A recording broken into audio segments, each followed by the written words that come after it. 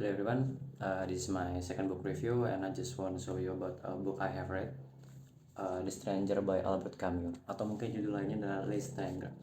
Nah, Albert Camus, ini merupakan buku pertama yang ditulis oleh Albert Camus di tahun 1942, dan juga sedikit informasi untuk Albert Camus sendiri adalah merupakan seorang jurnalis dan juga penulis dari Prancis, dan juga dia pernah memenangkan Nobel Prize of Literature, jadi harusnya bukunya cukup banyak orang tahu dan terkenal. Pertanyaan pertama dari buku ini adalah, what is the meaning of life? What is the meaning of our existences in the world? Apa itu tujuan hidup kita di dunia ini? Mungkin teman-teman juga pernah memikirkan hal tersebut dan juga mendapatkan jawabannya dan sebagainya seperti itu. Tapi bayangkan kalau ternyata kehidupan kita tuh have no meaning, kita nggak ada meaningnya, irrational, absurd dan sebagainya. Nah, itu yang akan kita bahas di buku ini, atau mungkin filosofi yang akan dijelaskan tentang dari Albert Camus sendiri, yaitu absurdism.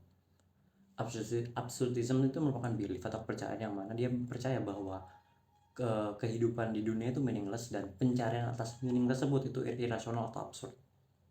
Nah, tapi hal tersebut tuh berbeda dengan nihilism. Mungkin teman-teman juga pernah tahu tentang nihilism. Nihilism sendiri juga sama, berpikir bahwa dunia itu meaningless dan sebagainya.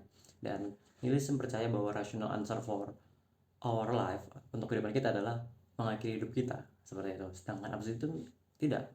Dia tuh lebih memikirkan bahwa menikmati kehidupan kita yang absurd, yang nggak menentu, irasional dan aneh ini, itulah puncak kehidupan, seperti itu.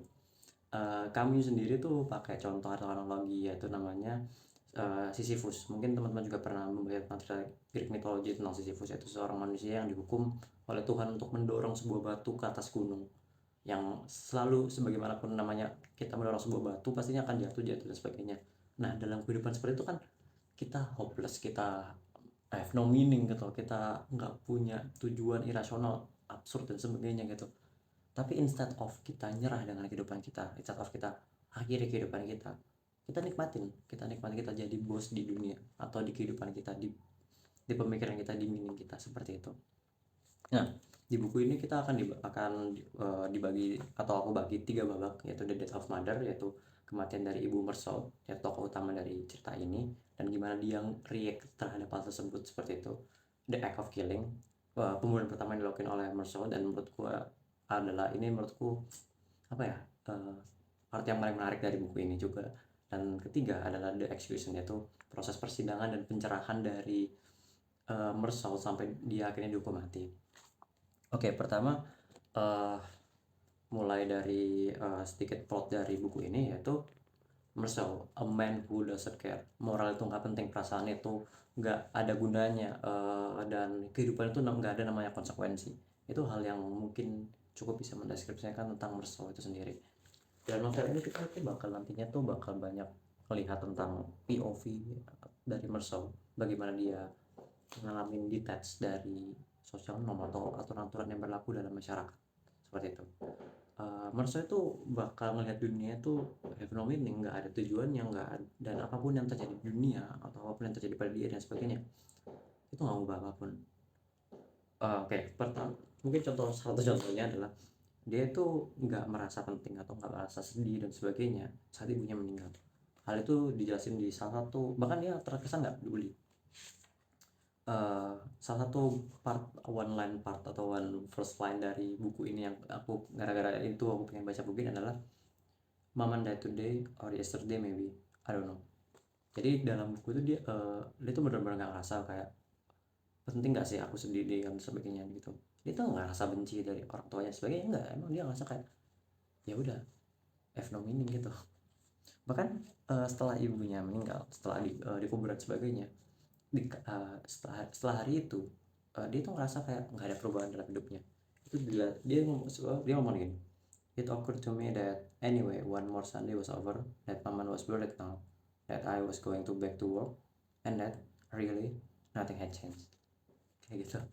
Jadi dia ngerasa bahkan setelah ibunya mati, dia nggak ngerasa kayak penting buat ada perubahan atau gimana pun itu, seperti itu.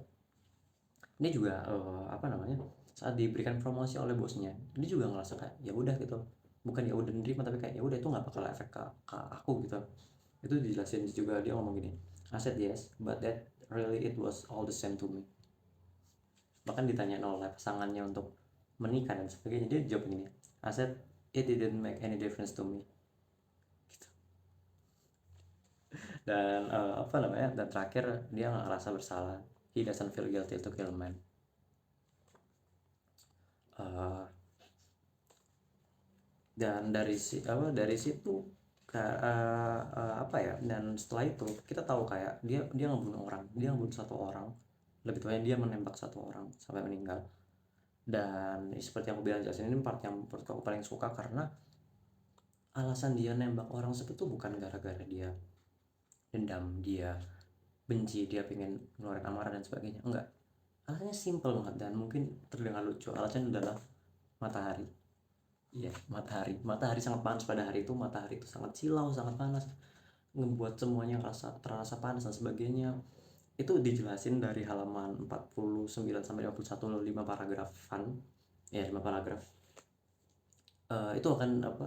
Mulai dari gimana panasnya matahari, mulai dari bridgingnya dari matahari itu panas. Nih, matahari panas itu tadi sampai dia nembak orang. Dan itu bakal dia di sini kami bakal ngasih deskripsi secara jelas, detail terkait panas matahari tersebut, dan kenapa aku senang banget baca di part itu seperti itu. Dari beberapa hal yang aku jelasin, kita tahu kan gimana POV dari Mersau dan gimana dia tuh bener-bener detach atau nggak connect sama lingkungan kita, sama aturan yang berlaku, bahkan social norm yang berlaku di lingkungan kita gitu. Sedikit spoiler juga, Indian dia bakal dihukum atas perilakunya, bahkan dihukum mati, tapi bukan karena dia ngebunuh orang, tapi gara-gara dia nggak nangis saat makan ibunya.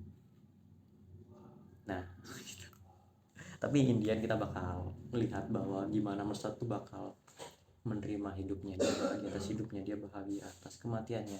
Untuk pertama kalinya dia ngerasa happy atas kehidupannya. Hal tersebut dijelaskan di halaman terakhir dari buku ini. I feel that I had been happy and that I was happy again. Kayak gitu. Secara ya gitu. Mungkin sekarang mungkin untuk secara penulisan aku nggak bisa banyak komentar tentang penulisan seperti review yang kemarin, tapi aku suka gimana Cameo di sini nulis secara detail, secara rinci, secara lengkap, gimana hal yang terjadi, gimana deskripsi, ya semua hal yang terjadi pada Mersau. Dan ini benar-benar kita tuh ngerasa kita jadi punya point of view of Mersau sendiri, atau kayak kita membaca diarinya Mersau gitu. Dan semua hal yang ditulis di sini tuh bakal connect each other gitu. Dan itu bagusnya dari buku ini, dan aku senang banget dari buku ini karena seperti itu, dari semua hal sepele pun seperti nonton di bioskop itu bakal ada hubungannya di endingnya, di persidangan nanti kayak gitu.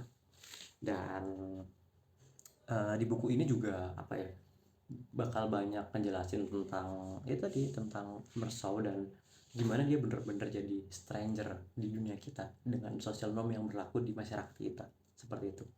Begini juga bakal banyak apa yang nyebutnya, nantang dengan pertanyaan tentang norma sosial yang berlaku, tentang finding our own meaning, gimana kita nyari meaning kita, kehidupan kita, dan juga gimana kita menikmati kehidupan kita yang absurd ini kayak gitu.